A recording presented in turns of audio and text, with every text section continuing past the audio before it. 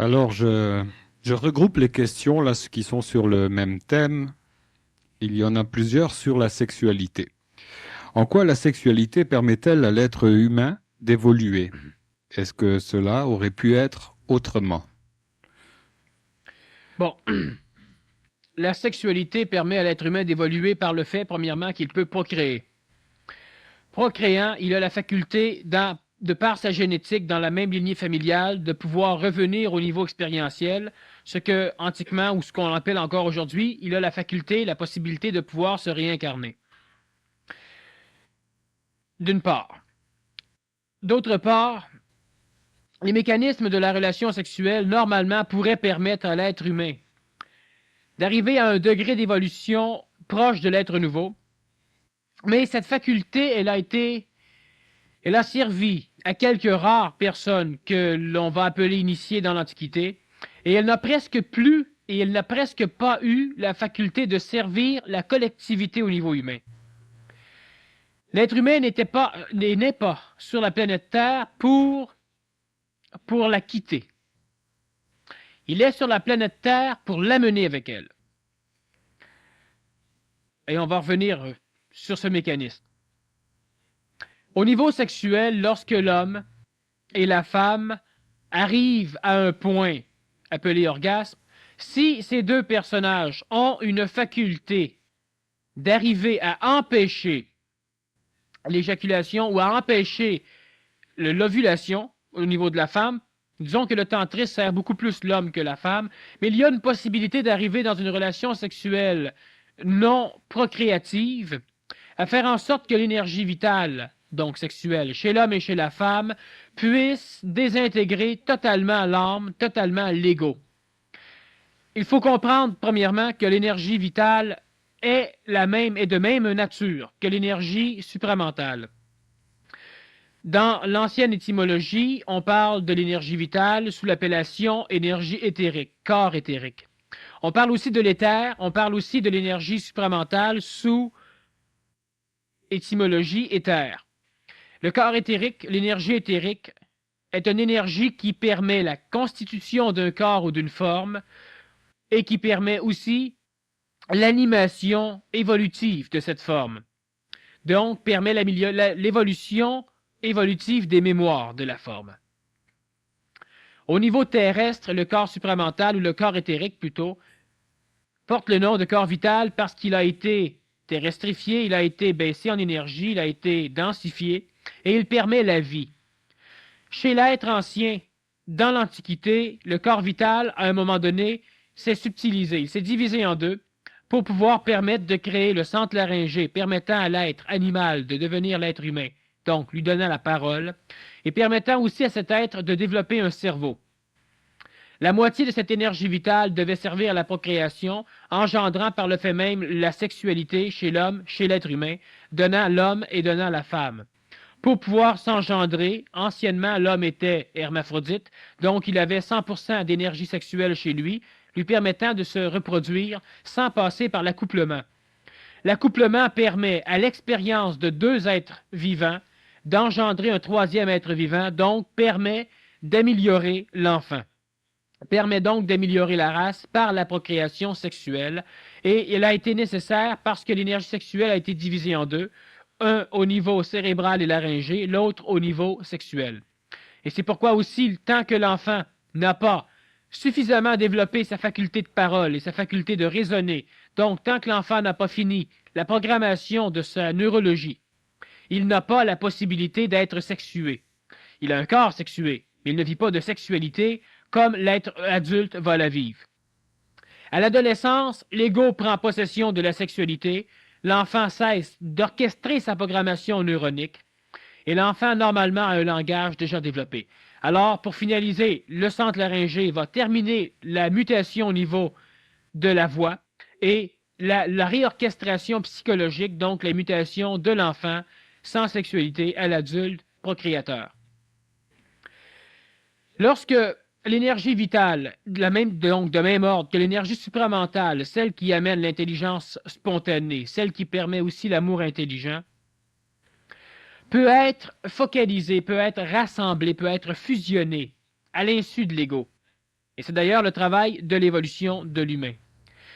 Le seul handicap, c'est que l'ego, l'identification mémorielle, l'âme s'interpose continuellement entre l'intelligence spontanée et le fait de vivre dans une intelligence expérientielle, dans une intelligence mémorielle. Chaque fois que l'intelligence spontanée tente d'instruire énergétiquement l'homme, l'intelligence mémorielle, l'ego, essaie de transformer cette connaissance énergétique en connaissance mémorielle, donc elle essaie de vivre le contact avec l'énergie supramentale. Chaque fois que l'ego prend la place de l'énergie supramentale, il n'y a pas de contact authentique, réel et efficace. Il n'y a qu'illumination, flash, intuition, etc. Dans un mécanisme sexuel, si l'être humain arrive dans l'orgasme à ne pas émettre d'énergie vitale à l'extérieur, donc à ne pas avoir d'ovulation, donc lorsque la femme n'est pas fécondable, on pourrait dire, tenter une évolution par l'énergie sexuelle, et lorsque l'homme arrive à ne pas éjaculer, il y a donc possibilité il peut aussi tenter une évolution. Il faut bien comprendre que cette évolution, elle est permise seulement si elle est utile. Alors, tous ceux qui vont pratiquer ce genre d'expérience n'arriveront à rien si ils n'ont pas à arriver là. Lorsque l'énergie vitale, l'énergie sexuelle, arrive à être suffisamment énergisée dans le corps vital, dans le corps physique de l'homme, celle-ci arrive à désintégrer, elle arrive à absorber l'ego. L'âme au complet devient vitale. Donc, elle fait involuer l'ego. Elle fait involuer l'âme, elle la vitalise. Donc, elle descend le degré vibratoire de l'âme au degré vibratoire du corps vital, permettant par le fait même à l'énergie mentale d'être totalement libérée de l'ego, remettant celui-ci entre les mains de l'énergie supramentale qui va être capable de faire une fusion biologique, une fusion mentale à l'intérieur du corps de la personne, dans un extase sexuelle. Extase sexuelle qui devra durer plus que les quelques secondes conventionnelles et qui ne devra pas être poursuivie en mémoire. Donc, n'ayant plus d'ego, il y a supramentalisation presque instantanée, il y a mutation instantanée et il y a évolution magistrale de l'être ancien qui va renaître de cette sexualité à un être nouveau. Le seul handicap, c'est que l'énergie supramentale descendant sans être ajustée par l'ajusteur psychologique, disons la relation illusoire ou la copie de l'ajusteur de pensée, risque de faire brûler le corps physique. Alors, on sait aussi que dans le tantrisme, on va dire que si l'être humain n'est pas pur, il risque d'en mourir. C'est un fait. D'ailleurs, tous ceux qui en sont morts ne sont pas restés pour en parler. Ce qui complique un peu l'instruction du fait que l'évolution par la sexualité est extrêmement dangereuse et par le fait même presque impossible. Donc, par la sexualité, l'être ancien peut se muter en être nouveau à la condition que dans l'orgasme, il n'y ait pas d'expression ni émotive. D'ailleurs, il n'y aura pas d'expression émotive pour la simple raison que l'ego va être vitalisé, donc digéré, absorbé par l'énergie vitale. La femme doit être dans une phase ovulaire et l'homme ne doit pas éjaculer, ce qui est extrêmement dangereux, surtout pour l'homme.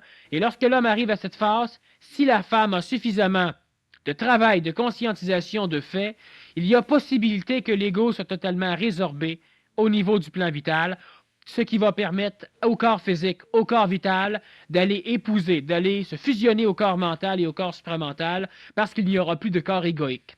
Il n'y aura plus d'amour, disons, dans le sens émotif, dans le sens sécuritaire et dans le sens procréatif, au niveau de cet acte initiatique du couple. Ce n'est pas à rechercher parce que plusieurs vont y laisser des plumes. Par contre, chez le couple nouveau, à un moment donné, il peut y avoir fusion, comme on l'a expliqué la semaine dernière, et réincarnation du vivant même de l'être humain. C'est-à-dire que vous restez vivant et vous êtes déjà réincarné. Il y a donc possibilité d'engendrer des êtres nouveaux, il y a possibilité de faire plusieurs choses par la sexualité, sauf que c'est du domaine de l'être transitif très avancé ou du domaine de l'être nouveau. Alors, ce qui fait qu'à un moment donné, plus tard, on va revenir sur une conférence qui ne regardera que cette sexualité et possiblement aussi qu'on pourra faire un séminaire intensif en regard avec cette faculté qu'a le corps physique, le corps vital, de faire résorber l'ego pour amener un contact supramental. Mais ce n'est pas le temps, ce n'est pas le moment. On va y revenir plus tard. Personne qui voudrait savoir où situer la sexualité dans l'amour intelligent.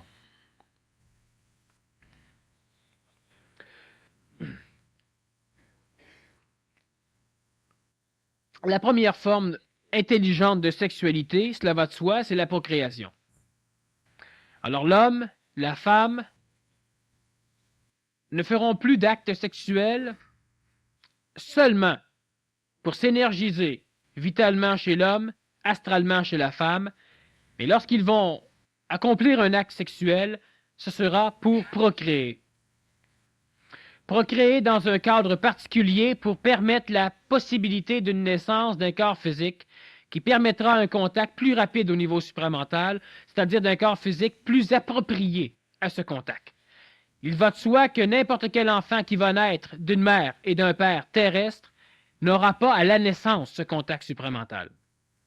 Si on regarde même l'épopée de la vie du Nazaréen, il n'avait pas à la naissance le contact avec l'énergie supramentale, avec l'énergie bouddhique ou divine, donc il n'avait pas à la naissance le contact avec ce que lui appelait son père.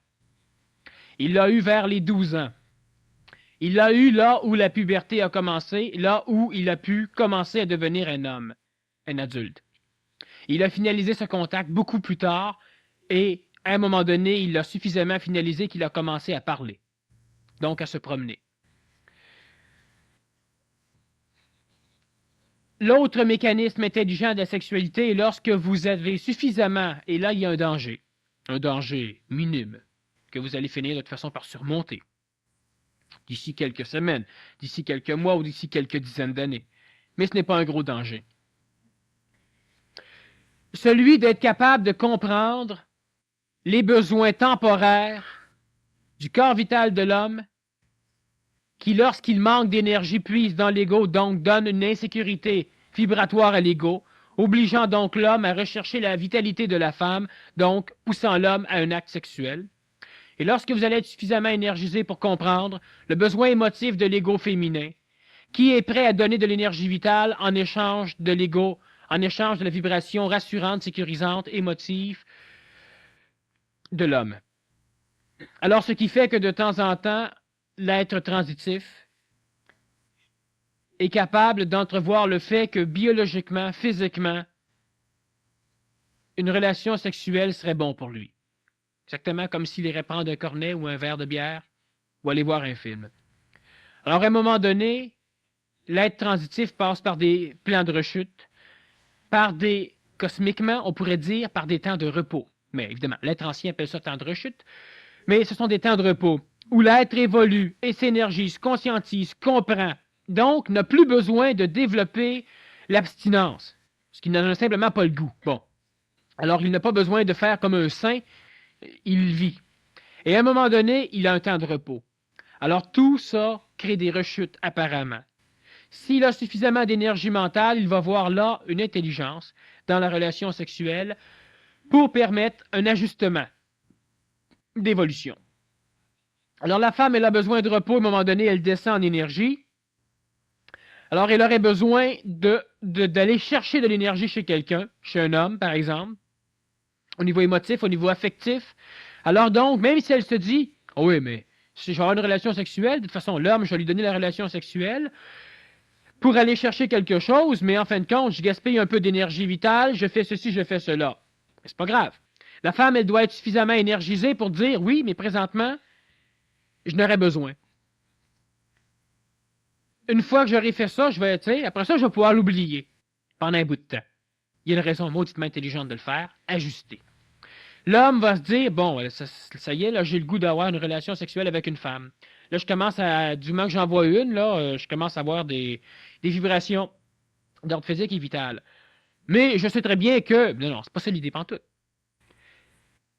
Tant que mon plan vital et mon plan physique, ou tant que chez la femme, son plan vital et son plan émotif, ont besoin de cette relation, il y a intelligence qu'elle ait lieu. Il y a intelligence qu'elle ait lieu. Pour la simple raison que ce n'est pas du phénomène de la pensée de déterminer si on doit ou on ne doit pas. Le corps physique saura se régir, le corps vital saura se régir, et le corps astral saura se régir ainsi que le corps mental. Ça, c'est de l'amour intelligent, envers soi comme envers autrui. Sauf qu'on doit arriver, de temps en temps, à prendre conscience du phénomène manipulatoire de l'ego qui recherche dans la dans la répétition d'un mécanisme, comme la relation sexuelle, une recherche à sa sécurité et à son bien-être. Lorsque l'ego veut, est prêt à démolir le corps physique et le corps vital, pour cette recherche dans l'acte sexuel, il y a là un danger.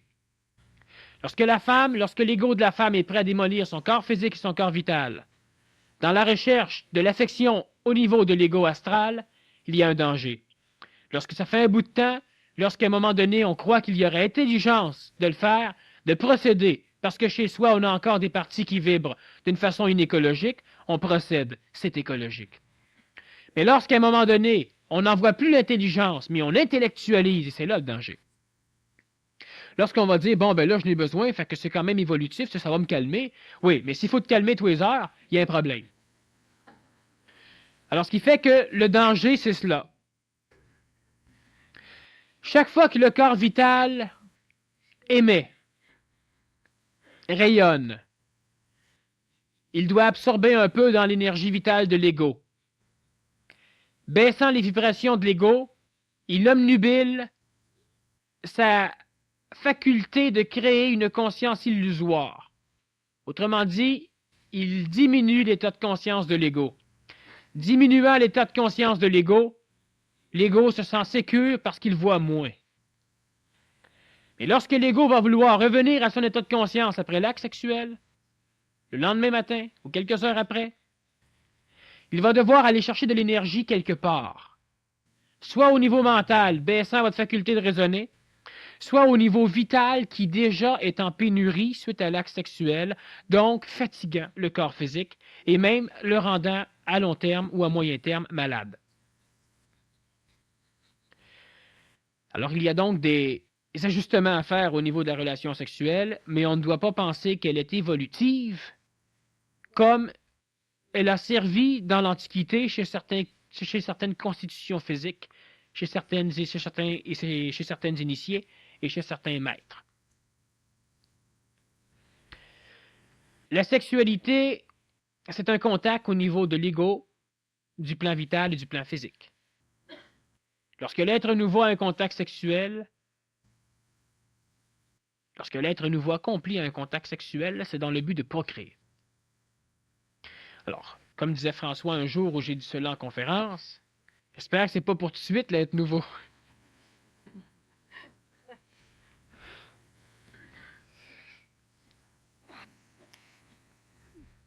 Bravo pour l'amour intelligent, mais comment en pratique réussir à passer cette frontière de l'amour humain à celui qui est universel? Comment peut-on réussir à briser ces notions acquises de l'amour, ces notions qui nous font souffrir sans perdre un certain équilibre psychologique? Bon. De toute façon, tous ceux qui ont assisté à la conférence ce soir sont déjà suffisamment énergisés pour que des transferts puissent se faire. Cela veut dire simplement que lorsque l'on comprend l'intelligence d'une chose, mais sans en avoir la vibration, l'énergie ou la volonté pour l'appliquer, à long terme ou à moyen terme, ça va s'appliquer tout seul. Il n'y a pas de truc, il n'y a pas de moyen, il n'y a pas de nerf, il n'y a rien qui puisse prendre un être qui aime d'une façon humaine et transformer cet amour en amour intelligent.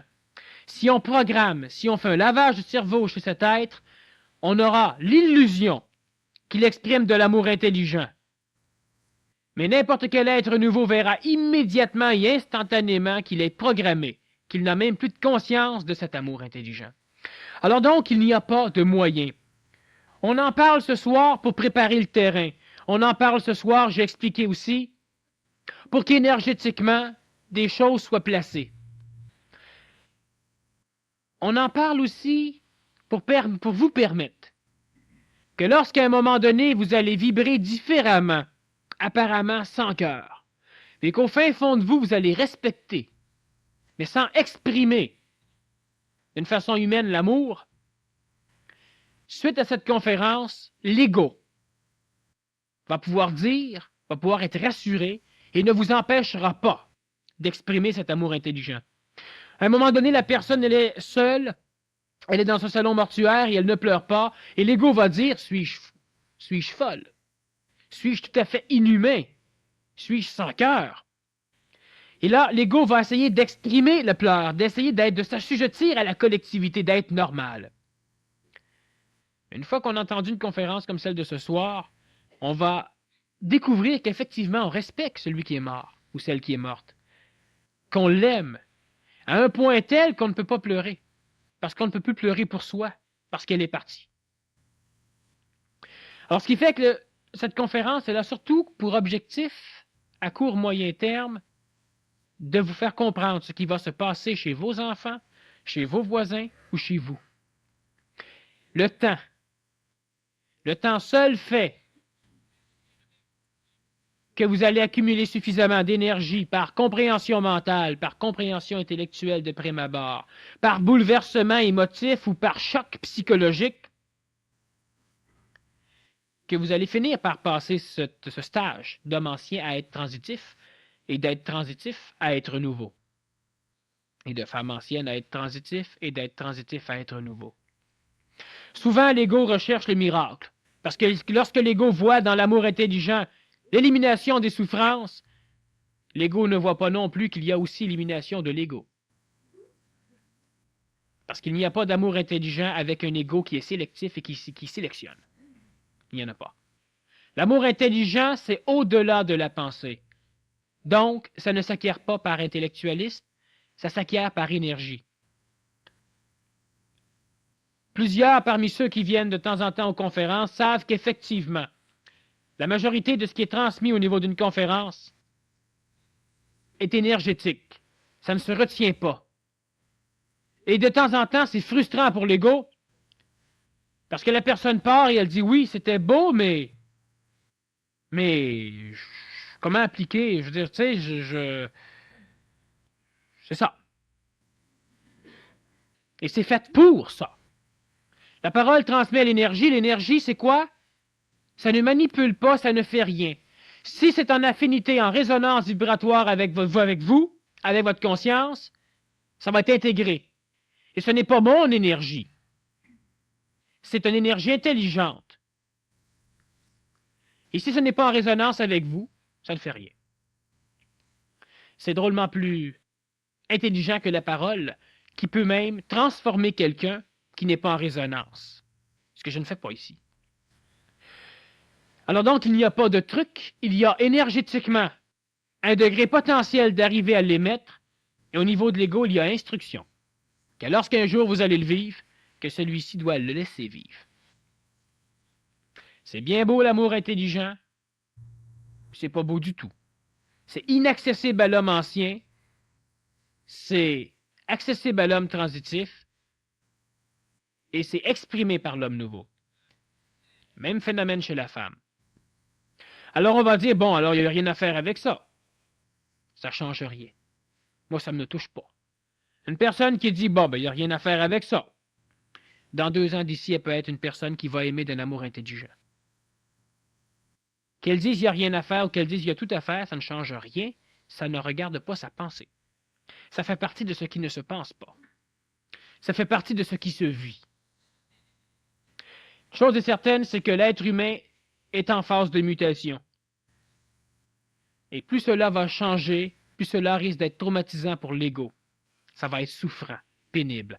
Alors on va boire pour oublier. Alors on va jouer dans le sexe pour oublier. Alors on va écouter de la musique pour oublier. Alors on va voir des films pour oublier. Alors on va faire différentes choses pour oublier. Mais irrémédiablement, ça va se faire. L'homme va finir par comprendre. La femme va finir par comprendre. Et au fur et à mesure que l'être va comprendre, il va définir et il va comprendre que ce qu'il comprend n'est rien en regard de ce qu'il peut savoir. Et il va aussi comprendre que la compréhension doit faire place au savoir. Et lorsque l'être va savoir, l'ego qui comprend va disparaître. Il a été utile et il sera transmué en quelque chose de mieux. Mais en attendant, vous continuez ce que vous faites. Vous allez dans des chemins où vibratoirement vous êtes appelé. C'est là l'amour. Vous allez aux conférences où vous vous sentez en résonance. Vous n'y allez pas si vous ne vous sentez pas en résonance.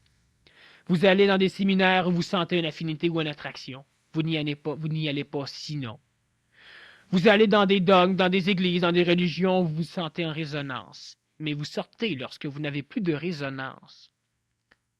Et lorsque vous vous sentez coupable, c'est qu'on a instauré chez vous un plan de résonance qui ne va pas du tout avec votre résonance personnelle, mais qui permet la manipulation par la culpabilité. Qu'est-ce qu'on a à foutre avec l'amour intelligent? Rien. Comme on n'a rien à foutre avec l'amour humain. Celui qui aime d'une façon humaine aimera d'une façon humaine. Celui qui doutera de la façon d'aimer doutera de la façon d'aimer. Et celui qui aimera d'une façon intelligente aimera d'une façon intelligente.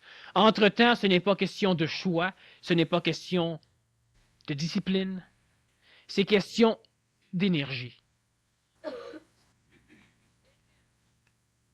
Une personne qui dit ici, il me semble que ça doit être plate d'être en amour si on est neutre, sans émotion égale.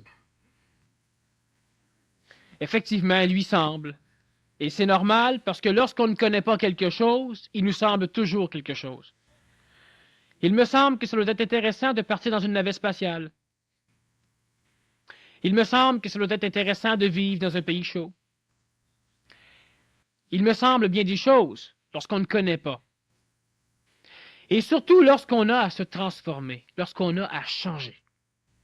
Alors le voleur va dire, il me semble que ça doit être plate en maudit. De plus sentir le suspense du vol.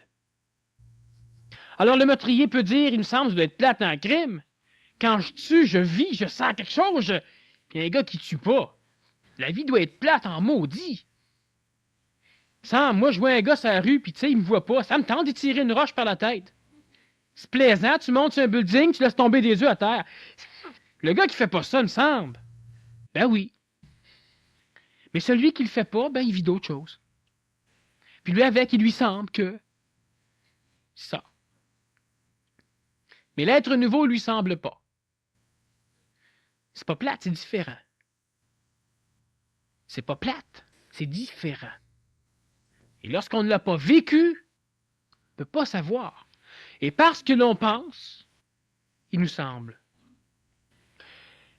Si je dis que l'ego doit se transformer, l'ego va dire, un instant, là, si je me transforme, ça va être plate en maudit. C'est sûr. C'est évident.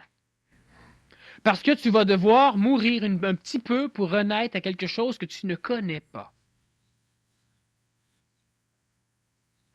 Il faut faire attention à ce qui nous semble. Parce que ça, c'est un piège pour vous empêcher d'aller. Vous savez, on vous dit, il y a tel party qui se donne telle place. Bon, il me semble que ça doit être plate, c'est juste des jeunes ou c'est juste des vieux. Allez-y. Et quand vous en sortirez, si vous avez réussi à le vivre et non pas à vous asseoir et à continuer à vous sembler, vous pourrez dire, ça a été plate ou ça a été intéressant. Semblez-vous pas avant. On regarde le titre d'un livre, semble être plate, ça. Sachez une chose, que celui qui semble que ça va être plate, c'est qu'il regarde d'une façon plate. Une personne qui dit ici, souvent je sors de mon énergie pour être écologique vis-à-vis des autres. Et si je reste dans mon énergie, j'ai l'impression de ne pas être écologique, donc je me donne la responsabilité de la santé psychologique des autres. Que faire pour rester dans mon énergie? En m'ajustant, pourquoi ai-je l'impression de gaspiller de l'énergie ou de ne pas être dans mon énergie? Tel que c'est écrit ici, la personne n'est pas nécessairement dans son énergie et ne comprend pas tout à fait ce qu'est être écologique. Pour être écologique vis-à-vis des autres, je sors de mon énergie. Et si je reste dans mon énergie, j'ai l'impression de ne pas être écologique, donc je me donne la responsabilité ou la mission de la santé psychologique des autres. Je détermine donc, si je poursuis la pensée écrite, je détermine donc la faculté qu'auront les autres à évoluer, à s'adapter et à s'améliorer. Et je leur interdis totalement la possibilité de s'ajuster eux, parce que moi je m'ajuste étant donné que je sais qu'eux ne pourront pas. De dire non à un enfant, ça va le faire pleurer. Alors, si je décide que l'enfant ne pourra jamais évoluer, alors je lui dis oui. C'est ce qu'on fait avec un enfant handicapé, et c'est ce qu'on fait aussi avec un enfant qui risque de mourir d'ici peu. On lui dit oui à tout. Parce qu'on s'imagine qu'il n'a plus la faculté ou qu'il n'a pas la faculté de s'améliorer. Selon le concept qu'on a de l'évolution et de l'amélioration. Il a 6 mois à vivre, alors à quoi bon l'évolution? Il est handicapé, alors. Ça, c'est de la pensée. Ce n'est pas d'écologie. Il est bien évident que si, à un moment donné, je me sens dans mon énergie à me promener à poil dans ma maison, et que ma maison, elle est envahie par mes enfants, mes adolescents, ma femme, ma belle-mère, et soudain, je décide carrément un jour, bang, je sors. Ils vont m'ajuster. Alors je vais être écologique. Il faut faire attention à quel genre d'ajustement l'on fait. Si l'on doit totalement se déformer pour ne pas risquer de choquer les autres, déménager. Mais encore là, c'est une stupidité. Alors on doit de plus en plus éduquer les autres à nous accepter tels que nous sommes. Mais une éducation, ce n'est pas d'une claque. Lorsque vous avez été à l'école, on ne vous a pas montré la trigonométrie en commençant à l'élémentaire. Alors soyez écologique. Éduquez les autres à vous accepter tels que vous êtes, après les avoir éduqués pendant moultes années, à vous accepter tels que vous n'étiez pas.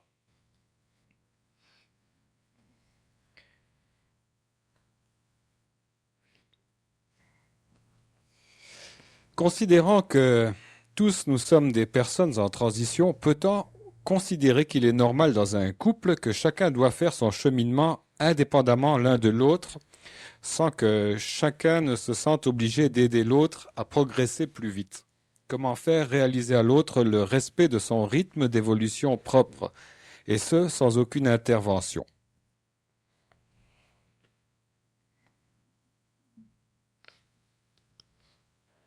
Considérant que nous sommes des personnes transitives. Si cette personne elle a un problème écologique avec quelqu'un qui se mêle de sa vie, c'est qu'elle le veut. Parce qu'elle commence déjà en considérant que nous sommes des personnes transitives. Elle n'est pas individuelle, elle est collective. Elle ne peut pas dire considérant que je suis, considérant que nous sommes. Donc, elle se noie dans une collectivité. Elle l'attire. De quelle façon arriver à faire en sorte que la personne avec qui nous restons ou que la personne avec qui nous cheminons nous foutre la paix dans notre évolution, malgré qu'elle-même évolue, c'est ce qui sans doute brise le plus de couples. Le fait qu'on aime l'autre. Alors lorsque j'évolue, je veux qu'elle évolue, ou je veux qu'il évolue. Lorsque je comprends, il faut qu'elle comprenne. C'est tellement beau, je convertis l'autre. Tandis que lorsque je ne comprends plus, lorsque ça ne va plus, alors là, je vais voir l'autre passer de téter.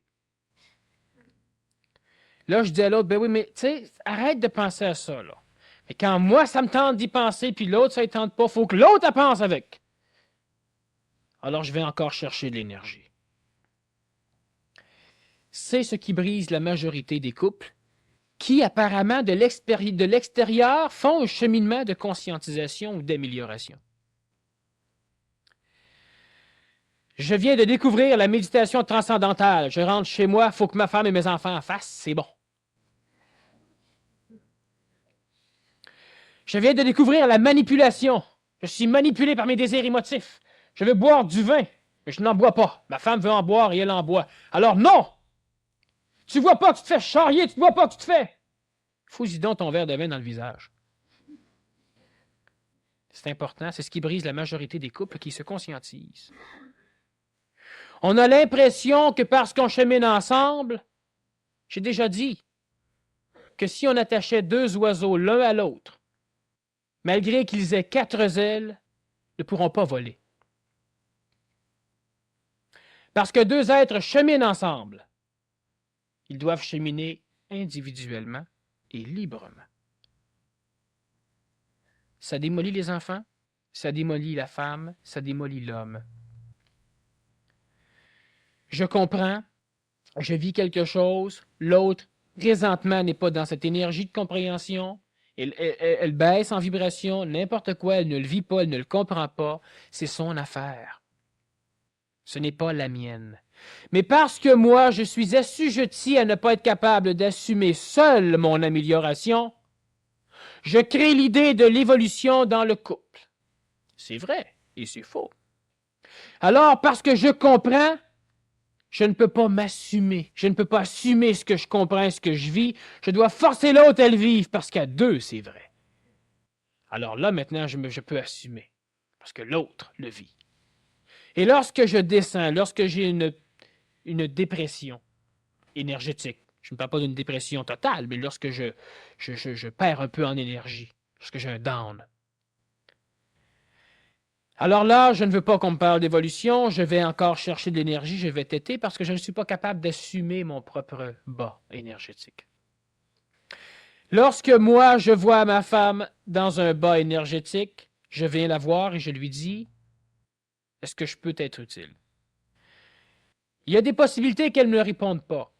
Mais je sais que mon corps physique émet de l'énergie vitale et que l'énergie vitale peut être absorbée par l'ego et que lorsque l'ego a un bas, c'est qu'il ne sait plus où puiser de l'énergie. Alors je vais la toucher et elle se sent mieux. Je ne parle pas. Parce que la parole demande déjà un effort de l'ego pour arriver à intégrer.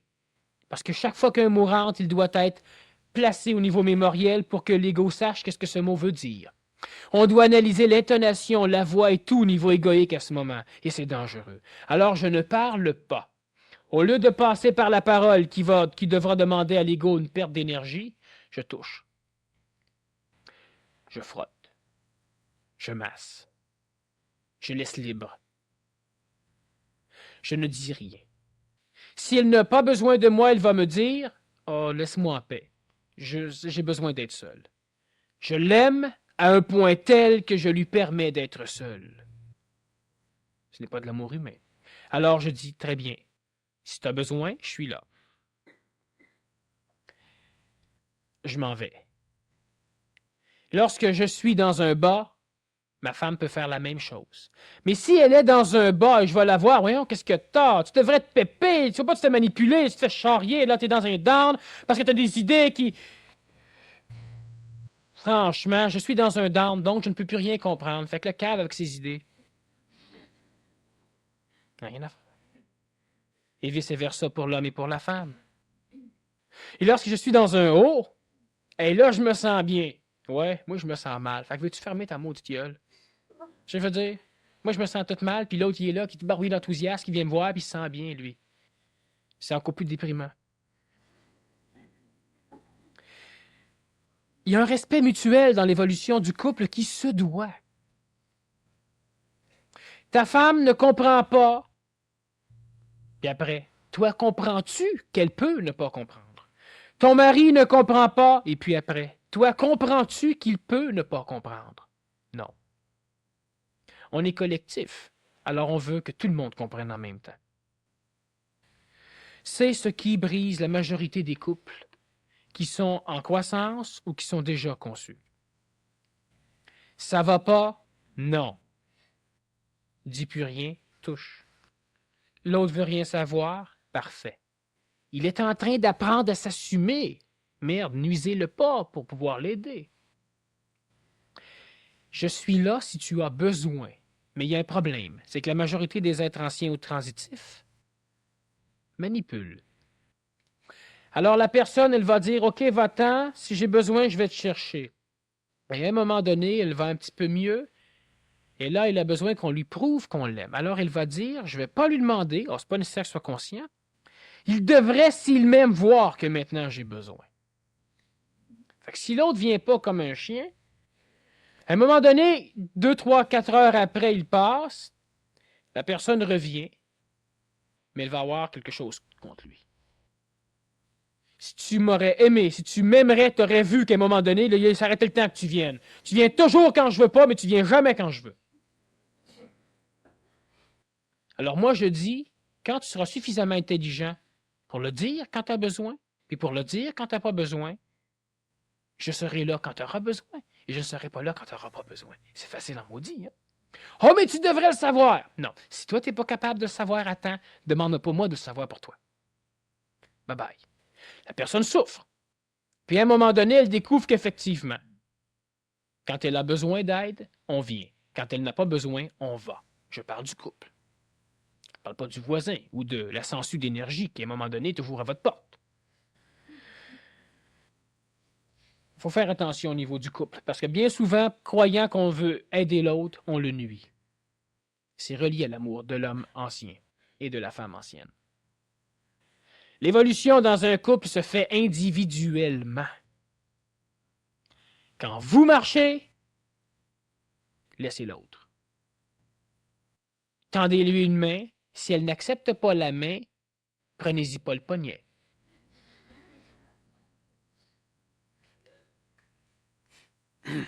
Une question là qui est tough en petit Jésus de plâtre. Veux-tu que je te la lis? Bon, ça y est, la publicité fait fureur. Quand... Bah, je vais commencer par le commencement, ça sera mieux. Si j'ai bien saisi que par amour l'être ancien prolonge les souffrances des vieux et par contre favorise l'avortement, quand et comment l'être nouveau va éliminer le paradoxe entre permettre l'euthanasie et abolir l'avortement?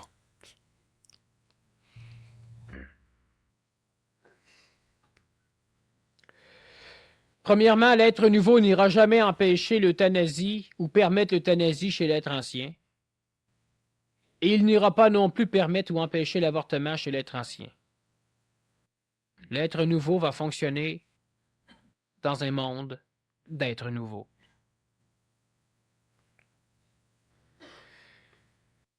Alors, ce qui fait qu'entre êtres de conscience nouvelle, il n'y aura plus de ceci et de cela. Mais jamais l'être nouveau va s'interposer dans la conscience de l'être ancien, dans la société de l'être ancien ou dans la vie de l'être ancien. On va revenir sur ces mécanismes un peu plus tard, parce que plus vous allez entendre parler de la conscience nouvelle ou plus vous allez être énergisé, plus vous allez vous-même arriver à la construire, cette conscience nouvelle, vous allez poser des questions aussi bien définies que celles-ci. Et à un moment donné, vous allez aussi arriver à y répondre. Et entre nous, à ce moment-là, vous ne vivrez pas pour rien. Et on ne vous empêchera pas de naître après.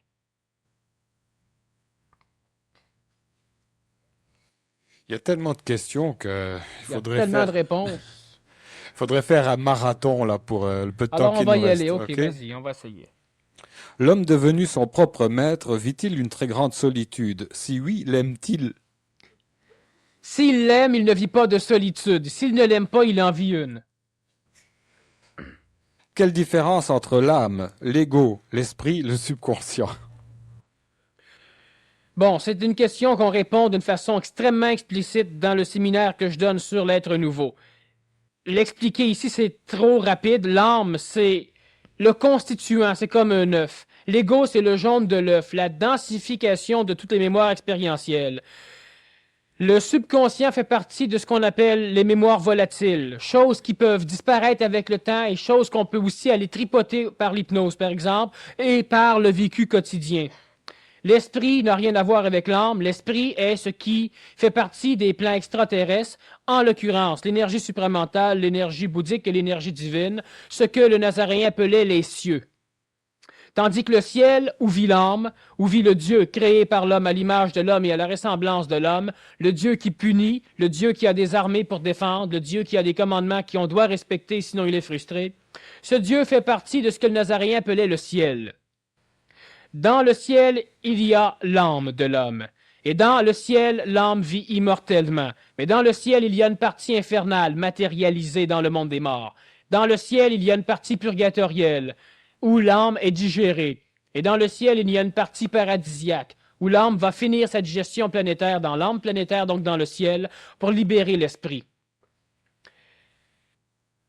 Alors évidemment, c'est quelque chose de gros parce que ça explique l'homme. Une personne qui, disons, dans le séminaire, s'est expliqué convenablement, parce que, premièrement, c'est déjà prévu, et deuxièmement, les personnes peuvent poser leurs questions au fur et à mesure où on avance. Sinon, il y a déjà 2 conférences que j'ai faites en ce qui regarde le rôle de l'âme et le rôle de l'ego. Si la personne veut, disons, avoir plus de renseignements. Où situer l'amour de nos anges gardiens, ajusteurs de pensée, qui sont voués qu'à ajuster nos pas? Comment qualifier leur amour? C'est un amour intelligent, c'est un amour écologique. Quand on n'en a plus besoin, ils disparaissent. Quand on en a besoin, ils sont là. Si on les écoute, ils s'en foutent. Si on ne les écoute pas, ils s'en foutent. Ben oui, ils vous aiment. Qu'est-ce que l'ajusteur de pensée? Il fallait commencer avec elle parce que c'est long. Alors, on va faire encore le marathon, puis on reviendra la semaine prochaine. Là, c'est pas une question, c'est une réponse. Je vais faire une conférence directe sur l'ajusteur de pensée. Ça va être peut-être plus... comme ça, tu pourras pas m'empêcher d'y répondre. Okay. Une personne qui dit « Je trouve que ce que vous dites sont les choses les plus intelligentes que j'ai entendues. Je trouve que vous n'êtes pas fou, mais d'une très grande intelligence et d'une humanité sans pareil. » Alors voilà, t'inquiète plus pour la question que tu as posée tout à l'heure. Là. On a répondu. On a vu la semaine dernière dans la conférence de ce qui ne se pense pas que ce qui est le plus important, c'est ce qui ne se dit pas. Est-ce la même chose au niveau de l'amour? Autrement dit, est-ce qu'on ferait mieux d'en parler, de le faire que d'en parler? Ça, c'est bien toi, ça. J'ai hésité quand même, tu vois, ça rentre petit à petit. L'amour, c'est un contact. C'est une relation. Une relation qui a été suffisamment décrite ce soir. Elle se fait par contact physique, par contact vital, par contact psychologique. Donc, il peut se faire par contact oral. Dans le contact oral, je ne parle pas du sexe oral, je parle de la communication. Je dis ça pour que ça rentre plus. Vous avez entendu celle-là. Dans la parole, il y a de l'énergie vitale, il y a de l'énergie émotive, donc astrale, il peut y avoir de l'énergie mentale. Ça se parle lorsque ça doit être parlé. Ça ne se parle pas lorsque ça ne doit pas être parlé, mais ça se communique toujours. L'amour, ça se communique. Sauf qu'il y a 2 choses. Elle est communiquée intégralement par n'importe qui, sauf qu'il y a aussi l'amour émotif qui tente à être communiqué. Mais il y a aussi la faculté de percevoir ce qui est communiqué. Et là, l'être humain fait fureur dans la déformation de ce qui est communiqué. Alors donc, même si on ne dit pas à quelqu'un « je t'aime », il est aimé, il est intégré dans l'amour universel. Mais lui va déformer et il aura besoin qu'on lui dise. Et même si on lui dit, ce ne sera pas assez. Il aura besoin qu'on lui prouve. Et même si on lui prouve, il va dire c'est parce que je t'ai demandé que tu me le prouves, parce que si je ne te l'aurais pas demandé, tu ne l'aurais pas fait, donc ça me dit. Bref, ce n'est pas tellement chez l'être ancien la faculté d'exprimer qui manque. C'est la faculté de voir clairement ce qui est exprimé. Alors on peut parler, on peut toucher, on peut ne rien faire. De toute façon, l'amour intelligent, c'est quelque chose qui se rayonne. Et il est perçu par l'être intelligent. Quelle est ta perception de Sœur Teresa et de Bhagwan Sri Rajneesh? Ça me regarde. Est-ce que Bhagwan Sri Rajneesh fait un travail comme le tien? Ça le regarde. Vous semblez insister sur le besoin des énergies féminines pour l'homme et vice-versa. L'amour gay peut-il être intelligent? L'amour gay a une forme d'intelligence, celle de combler les mécanismes manquants au niveau des plans psychologiques et des plans vitaux. Comme l'amour lesbien, alors, si on parle gay au niveau homme. Sauf qu'évidemment, il manque une partie de l'intelligence au niveau de la procréation, cela va de soi. Est-ce qu'une personne homosexuelle est bannie dans une évolution? Absolument pas. Elle aura les mêmes problèmes, les mêmes difficultés, même si elle a une tangente énergétique des plans terrestres différente de la collectivité de la majorité, ça ne change rien. L'homosexuel va évoluer, peut se conscientiser, peut arriver aussi à devenir un être nouveau sans passer par l'hétérosexualité. Une chose qui est importante, c'est qu'il y a différents types d'homosexualité. Il y en a qui sont totalement, disons, démoniaques, involutifs, comme il y a de l'hétérosexualité totalement involutif. Et il y a aussi de l'homosexualité. L'homosexualité est souvent la transposition illusoire entre l'amour intelligent et l'amour ancien. C'est-à-dire que c'est une perception nouvelle de la forme d'amour qu'on essaie d'appliquer chez l'ego. Alors évidemment, elle se transpose d'une façon manquée, comme l'amour de l'homme normal, manqué. Alors ce qui fait que il n'y a pas de problème pour l'homosexualité au niveau de l'évolution. Lorsque l'homosexuel devient un être nouveau, il devient automatiquement hétérosexuel pour la simple raison qu'il en voit et qu'il est capable d'assumer ce qui lui manquait dans l'hétérosexualité ancienne. De même, l'hétérosexuel normal devient un hétérosexuel nouveau. Alors, il y a la même mutation sexuelle chez l'homosexuel comme chez l'hétérosexuel, parce que de toute façon, la sexualité chez l'être nouveau ne sera pas vue et vécue comme chez l'être ancien, homosexuel ou non. Alors, ce n'est pas un frein d'être homosexuel, ce n'est pas non plus un avancement, comme ce n'est pas nécessairement un frein d'être hétérosexuel, comme ce n'est pas non plus nécessairement un avancement. Pourquoi tant de divorces, tant de déchirements alors qu'on peut tout avoir? On peut tout avoir, mais le problème, c'est qu'on veut tout avoir. Ce qui fait qu'on ne peut pas tout avoir, parce que l'on veut tout avoir, et voulant tout avoir, on veut l'avoir tout de suite.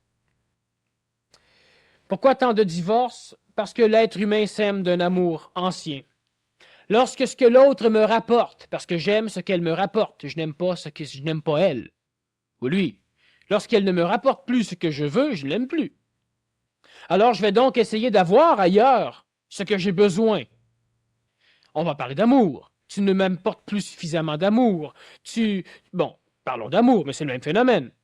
Alors à un moment donné, je couche avec un autre. Je vais chercher ailleurs ce que tu ne me rapportes pas. Et vice-versa. Que ce soit au niveau évolutif, au niveau spirituel, au niveau mental, au niveau supramental, de quelle corde que ce soit, parce que l'être humain vit d'un amour qu'il croit correct, en ayant une impression qu'il ne l'est pas, parce que l'être ancien vit un amour humain, il a donc la faculté d'être sélectif. Sa pensée aime, donc sa pensée sélectionne, donc plus il aura du vécu, plus le temps va passer, plus il va accumuler d'expérience, plus sa pensée va penser différemment. Alors il peut aussi arriver à aimer autre chose ou autre personne.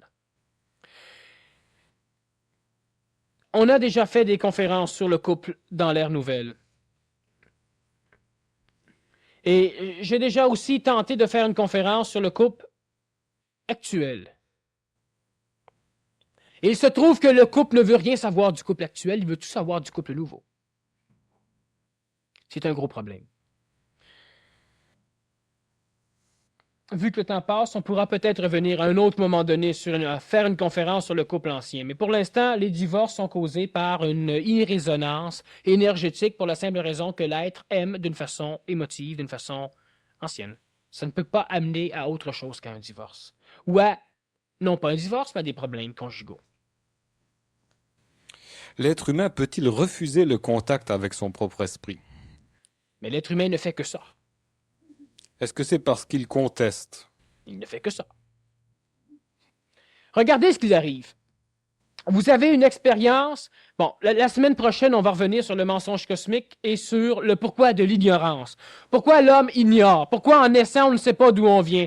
Pourquoi en mourant, on ne sait même pas d'où on va? Pourquoi en vivant, on ne sait même plus d'où on va et pourquoi on transforme ce qu'on a fait? Pourquoi on ne comprend pas les principes de simplicité et de facilité? Mais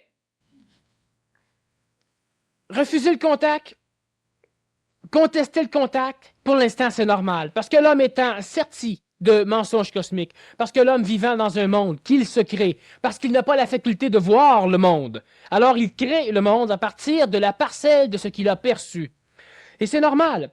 À partir de ce qu'il perçoit, il tente d'expliquer le monde. Lorsque, dans son ego, par ses sens, qui sont les tentacules de l'ego, les sens physiques, il découvre, il touche, il sait. À un moment donné, quelque chose vient chez lui, se contacte avec l'esprit. Et l'esprit, lui, a une conscience universelle, conscience globale, conscience achevée, conscience même pas commencée. Lorsque l'esprit vient instruire, alors ce phénomène est perçu par l'ego comme le contact avec un autre sens, un sixième sens. Un sens différent, un sens de surhomme, appelez ça ce que vous voulez, un sens surnaturel, qui est tout à fait naturel, mais inconnu de l'ego.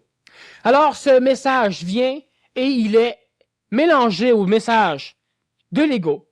Lorsque vous touchez à quelque chose, l'information que vous en avez rentre dans vos mémoires et est analysée. Alors vous dites c'est un verre d'eau et l'eau est froide. Lorsque vous avez un contact avec l'esprit, l'information rentre et elle est aussi analysée, colorée donc par l'ego, qui veut absolument garder le contrôle qu'il croit avoir. Mais l'ego n'a aucun libre arbitre. L'homme est malade même s'il ne veut pas. L'homme ne gagne pas la loterie lorsqu'il veut. L'homme ne rencontre pas la femme ou la femme ne rencontre pas l'homme qu'il nécessairement désire. Vous n'avez pas tout ce que vous voulez parce que l'ego ne mène pas le jeu. L'ego n'est pas le maître du jeu, c'est l'esprit. Alors l'esprit pénètre, l'esprit prépare un chemin pour l'homme, un chemin facile où tout est compris. Mais l'ego, lui, lorsqu'il a le contact, il colore. J'ai le feeling d'aller par là, mais moi, personnellement, j'ai vu une fille rentrer là. C'est par là que je m'en vais. Alors, ce qui fait que l'ego conteste, le simple fait que l'ego a de l'expérience et de la mémoire, fait que l'ego ne peut pas entrer en contact pur avec l'intelligence spontanée, parce que cette spontanéité va être automatiquement tuée pour devenir expérience, pour être comparée à l'expérience mémorisée, et là, après ça, on se fait une idée. Alors donc, l'ego doit effectivement disparaître, mourir, pour que l'esprit puisse prendre sa place. Tant que cela n'est pas fait, l'ego va contester, parce que l'ego conteste sa mort. En soi, il fait bien, pour l'instant. Quelles sont les phases d'installation de l'amour intelligent? Tu te penses intelligent, tu te penses fou, tu te retrouves intelligent. Ça, c'est les phases. Tu te penses intelligent, t'aimes le thème d'un amour humain. Tu te penses fou, t'es transitif, tu ne comprends plus rien pantoute. Parce qu'à travers ce que tu vis, il va être démoli les concepts de ce que tu as toujours pensé que c'était, à l'époque où tu te pensais intelligent. Et à un moment donné, quand tout ça est balayé, ben là, tu te retrouves dans ton intelligence, tu es en paix. Ça paraît comique, mais c'est vrai. Vous allez voir à un moment donné, vous passez fou. Anormal. Vous allez être anormal, vous allez être fou. Pour les autres. Puis à un moment donné, vous allez savoir que peut-être que je suis fou, mais merde, j'ai raison. Je l'aime autant que l'autre, mais j'en souffre pas. Puis vous allez finir par traverser. Une personne qui a un conflit avec son environnement, elle dit pourquoi est-ce que je refuse d'accepter qu'on ne m'aime pas? Même les chiens. Elle s'approche, elle s'accroche, elle attend, je ne sais quoi, dit-elle. Elle attend que ce chien-là l'aime, il n'y a rien qui se produit. Donne-y donc un steak. Oh, steak. Il va t'aimer. Il va se faire aller la queue, c'est comme les bonhommes.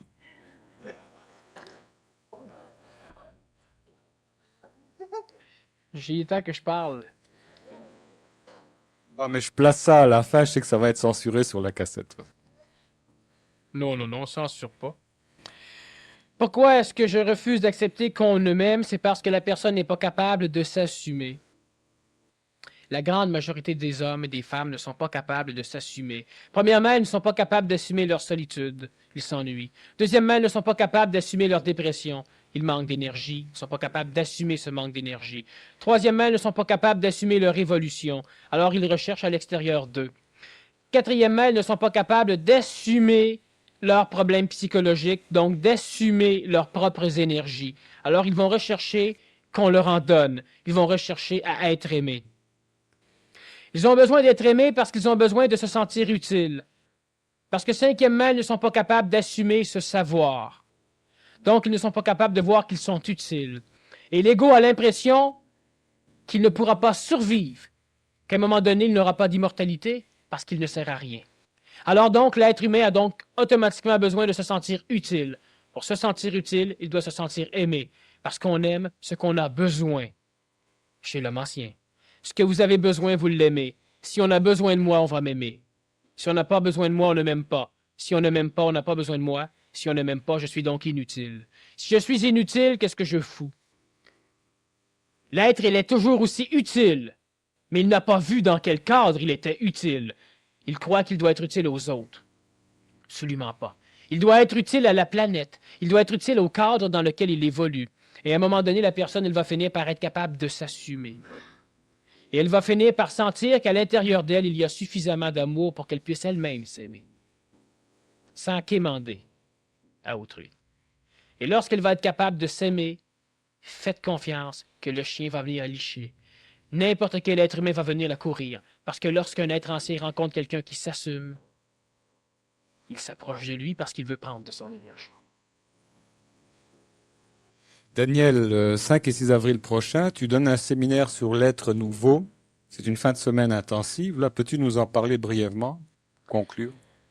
Alors, comme je disais un peu la semaine dernière, le 5 et 6 avril, c'est ça. Les personnes qui veulent arriver à travailler. On a différentes questions de temps en temps. On dit comment ceci, pourquoi cela. Et au niveau d'une conférence publique, je dois m'ajuster à l'ensemble. Lorsque j'ai la personne en face, lorsqu'on peut dialoguer, lorsqu'on peut jaser, on peut aller beaucoup plus loin, beaucoup plus profondément. Évidemment, le séminaire est bouleversant.